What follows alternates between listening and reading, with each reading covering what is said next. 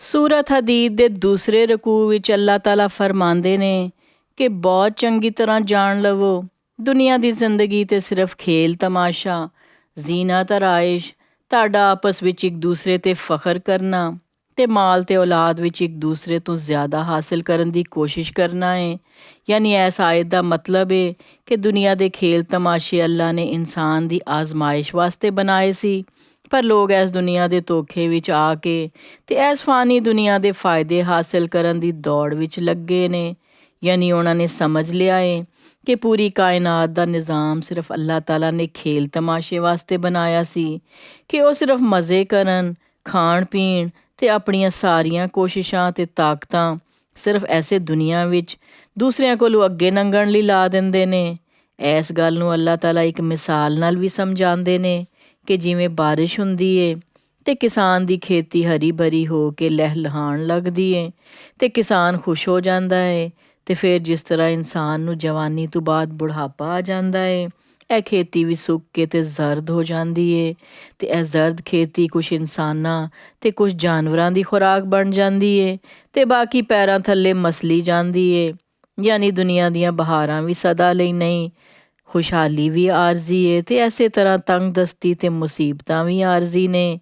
ਇੱਥੇ ਬਹਾਰ ਆਉਂਦੀ ਏ ਤੇ ਫਿਰ ਖਿਜ਼ਾਂ ਵੀ ਆਉਂਦੀ ਏ ਤੇ ਫਿਰ ਕੁਛ ਵਕਤ ਲੰਘਦਾ ਏ ਤੇ ਫਿਰ ਬਹਾਰ ਆ ਜਾਂਦੀ ਏ। ਯਾਨੀ ਅੱਲਾਹ ਤਾਲਾ ਹਰ ਇਨਸਾਨ ਦੇ ਹਾਲਾਤ ਦੁਨੀਆ ਵਿੱਚ ਉਲਟਦੇ ਪਲਟਦੇ ਰਹਿੰਦੇ ਨੇ ਤੇ ਹਮੇਸ਼ਾ ਰਹਿਣ ਵਾਲੀ ਬਹਾਰ ਤੇ ਖੁਸ਼ਹਾਲੀ ਸਿਰਫ ਜੰਨਤ ਦੀਆਂ ਨੇਮਤਾਂ ਦੀ ਏ ਤੇ ਹਮੇਸ਼ਾ ਰਹਿਣ ਵਾਲੀ ਖਿਜ਼ਾਂ ਜਹੰਨਮ ਦੀ ਏ।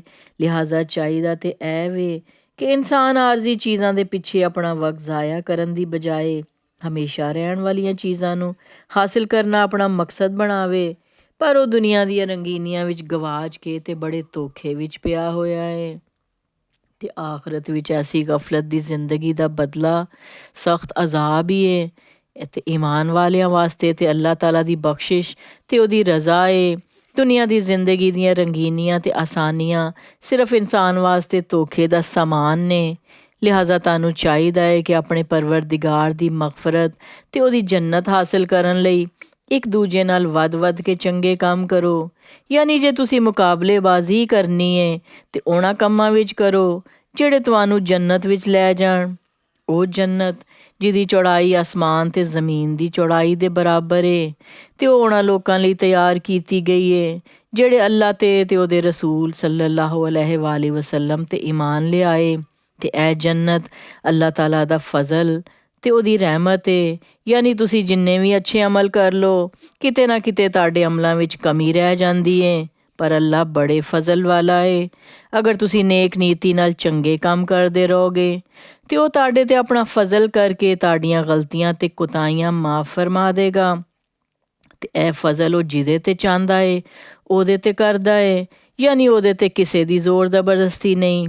ਜਿਹੜੀ ਵੀ ਕੋਈ ਮੁਸੀਬਤ ਜ਼ਮੀਨ ਵਿੱਚ ਤੁਹਾਡੇ ਤੇ ਆਂਦੀ ਏ ਉਹਨੂੰ ਅੱਲਾਹ ਤਾਲਾ ਨੇ ਪਹਿਲੇ ਹੀ ਆਪਣੀ ਕਿਤਾਬ ਵਿੱਚ ਲਿਖ ਦਿੱਤਾ ਏ। ਯਾਨੀ ਇਹ ਮੁਸ਼ਕਿਲਾਂ ਪਰੇਸ਼ਾਨੀਆਂ ਦੇਣਾ ਅੱਲਾਹ ਤਾਲਾ ਨੇ ਤੁਹਾਡੇ ਵਾਸਤੇ ਪਹਿਲੇ ਹੀ ਲਿਖ ਦਿੱਤਾ ਸੀ ਤਾਂ ਕਿ ਉਹ ਤੁਹਾਨੂੰ ਆਜ਼ਮਾਵੇ ਤੇ ਈਮਾਨ ਵਾਲਿਆਂ ਤੇ ਮੁਨਾਫਕਾਂ ਨੂੰ ਛਾਂਟ ਕੇ ਵੱਖਰਿਆਂ ਵੱਖਰਿਆਂ ਕਰ ਦੇਵੇ। ਤੇ ਬੇਸ਼ੱਕ ਇਹ ਕੰਮ ਅੱਲਾਹ ਤਾਲਾ ਵਾਸਤੇ ਬਹੁਤ ਆਸਾਨ ਏ। ਇਸ ਲਈ ਜੋ ਕੁਛ ਤੁਹਾਨੂੰ ਦੁਨੀਆ ਵਿੱਚ ਨਾ ਮਿਲ ਸਕੇ ਉਹਦੇ ਤੇ ਗਮ ਨਾ ਕਰੋ, ਤੇ ਜੋ ਕੁਛ ਅੱਲਾਹ ਤਾਲਾ ਤੁਹਾਨੂੰ ਦੇ ਦੇਵੇ ਉਹਦੇ ਤੇ ਇਤਰਾਇਆ ਨਾ ਕਰੋ, ਕਿਉਂਕਿ ਦੋਨੋਂ ਵਿੱਚ ਹੀ ਤੁਹਾਡੀ ਆਜ਼ਮਾਇਸ਼ ਹੋ ਰਹੀ ਏ। ਅੱਲਾਹ ਤਾਲਾ ਕਿਸੇ ਖੁਦ ਪਸੰਦ ਤੇ ਫਖਰ ਕਰਨ ਵਾਲੇ ਨੂੰ ਪਸੰਦ ਨਹੀਂ ਕਰਦਾ, ਤੇ ਜਿਹੜੇ ਆਪ ਵੀ ਅੱਲਾਹ ਦੀ ਦਿੱਤੀ ਹੋਈ ਦੌਲਤ ਨੂੰ ਦੂਸਰਿਆਂ ਤੇ ਖਰਚ ਨਹੀਂ ਕਰਦੇ ਤੇ ਲੋਕਾਂ ਨੂੰ ਵੀ ਬੁਖਲ ਕਰਨ ਦੇ ਮਸ਼ਵਰੇ ਦਿੰਦੇ ਨੇ, ਉਹਨਾਂ ਦੇ ਬਾਰੇ ਵਿੱਚ ਅੱਲਾਹ ਤਾਲਾ ਫਰਮਾਉਂਦੇ ਨੇ ਕਿ ਜਿਹੜਾ ਅੱਲਾਹ ਦੇ ਹੁਕਮਾਂ ਤੋਂ ਤੇ ਉਹਦੀ ਰਜ਼ਾ ਤੋਂ ਮੂੰਹ ਮੋੜੇ ਤੇ ਅੱਲਾਹ ਤੇ ਬੇਪਰਵਾਹ ਏ ਤੇ ਬੜੀ ਤਾਰੀਫ ਦੇ ਲਾਇਕ ਏ। ਅੱਲਾਹ ਤਾਲਾ ਫਰਮਾਉਂਦੇ ਨੇ ਕਿ ਬੇਸ਼ੱਕ ਅਸੀਂ ਰਸੂਲਾਂ ਨੂੰ ਵਾਜ਼ਿਹ ਦਲੀਲਾਂ ਦੇ ਕੇ ਭੇਜਿਆ ਤੇ ਉਹਨਾਂ ਦੇ ਨਾਲ ਕਿਤਾਬ ਤੇ ਮੀਜ਼ਾਨ ਯਾਨੀ ਤਰਾਜ਼ੂ ਨਾਜ਼ਿਲ ਕੀਤੀ ਤਾਂ ਕਿ ਲੋਕੀ ਇਨਸਾਫ ਤੇ ਕਾਇਮ ਰਹਿਣ, ਤੇ ਲੋਹਾ ਵੀ ਨਾਜ਼ਿਲ ਕੀਤਾ ਜਿਹਦੇ ਵਿੱਚ ਬੜਾ ਜ਼ੋਰ ਏ ਤੇ ਲੋਕਾਂ ਵਾਸਤੇ ਹੋਰ ਵੀ ਫਾਇਦੇ ਨੇ। ਯਾਨੀ ਇੱਕ ਮੁਸਲਮਾਨ ਹੁਕਮਰਾਨ ਦਾ ਫਰਜ਼ ਏ ਕਿ ਉਹ ਅੱਲਾਹ ਦੇ ਹੁਕਮ ਨੂੰ ਸਖਤੀ ਨਾਲ ਨਾਫਿਜ਼ ਕਰੇ ਤਾਂ ਕਿ ਅੱਲਾਹ ਤਾਲਾ ਜਾਣ ਲਵੇ ਕਿ ਉਹਨੂੰ ਦੇਖੇ ਬਗੈਰ ਕੌਣ ਉਹਦੀ ਤੇ ਉਹਦੇ ਰਸੂਲ ਦੀ ਮਦਦ ਕਰਦਾ ਏ, ਯਾਨੀ ਦੁਨੀਆ ਤੇ ਅੱਲਾਹ ਦੇ ਹੁਕਮ ਨੂੰ ਨਾਫਿਜ਼ ਕਰਦਾ ਏ। ਹਾਲਾਂਕਿ ਅੱਲਾਹ ਤਾਲਾ ਆਪ ਬਹੁਤ ਤਾਕਤਵਰ ਤੇ ਆਪਣੇ ਹੁਕਮ ਨੂੰ ਜ਼ੋਰ ਜ਼ਬਰਦਸਤੀ ਨਾਲ ਨਾਫਿਜ਼ ਕਰ ਸਕਦਾ ਹੈ। ਯਾਨੀ ਇਹਦੇ ਲਈ ਉਹਦਾ ਕੁਨ ਕਹਿ ਦੇਣਾ ਹੀ ਕਾਫੀ ਹੈ। ਪਰ ਦੁਨੀਆ ਵਿੱਚ ਉਹ ਤੁਹਾਡੀਆਂ ਕੋਸ਼ਿਸ਼ਾਂ ਵੇਖਦਾ ਹੈ ਤਾਂ ਕਿ ਆਖਰਤ ਵਿੱਚ ਤੁਹਾਨੂੰ ਉਹਦਾ ਬਦਲਾ ਦੇਵੇ।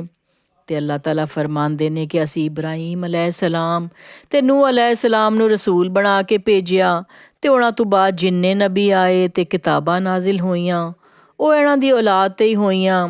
ਪਰ ਉਹਨਾਂ ਵਿੱਚੋਂ ਕੁਝ ਲੋਕ ਤੇ ਹਦਾਇਤ ਦੇ ਸਿੱਧੇ ਰਸਤੇ 'ਤੇ ਸੀ, ਪਰ ਜ਼ਿਆਦਾ ਲੋਕ ਨਾਫਰਮਾਨ ਹੀ ਸੀ। ਫਿਰ ਇਹਨਾਂ ਦੋਨਾਂ ਰਸੂਲਾਂ ਤੋਂ ਬਾਅਦ ਵੀ ਅਸੀਂ ਲਗਾਤਾਰ ਕਈ ਰਸੂਲ ਭੇਜੇ ਤੇ ਫਿਰ ਉਹਨਾਂ ਤੋਂ ਬਾਅਦ ਈਸਾ ਬਿਨ ਮਰੀਮ ਨੂੰ ਭੇਜਿਆ ਤੇ ਉਹਨਾਂ 'ਤੇ ਕਿਤਾਬ ਇੰਜੀਲ ਨਾਜ਼ਿਲ ਕੀਤੀ। ਜਿਨ੍ਹਾਂ ਲੋਕਾਂ ਨੇ ਈਸਾ ਅਲੈਹਿਸਲਾਮ ਦੀ ਪੈਰਵੀ ਕੀਤੀ ਅਸੀਂ ਉਹਨਾਂ ਦੇ ਦਿਲ ਵਿੱਚ ਨਰਮੀ ਤੇ ਰਹਿਮ ਦਿਲੀ ਪਾ ਦਿੱਤੀ।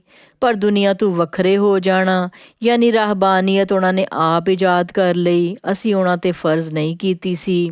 ਉਹਨਾਂ ਨੇ ਇਹ ਮੁਸ਼ਕਿਲ ਕੰਮ ਨੇਕੀ ਸਮਝ ਕੇ ਆਪਣੇ ਉੱਤੇ ਆਪ ਪਾ ਲਿਆ, ਪਰ ਇਹਨੂੰ ਨਿਭਾ ਨਾ ਸਕੇ ਜਿਸ ਤਰ੍ਹਾਂ ਕਿ ਉਹਨੂੰ ਨਿਭਾਉਣ ਦਾ ਹੱਕ ਸੀ।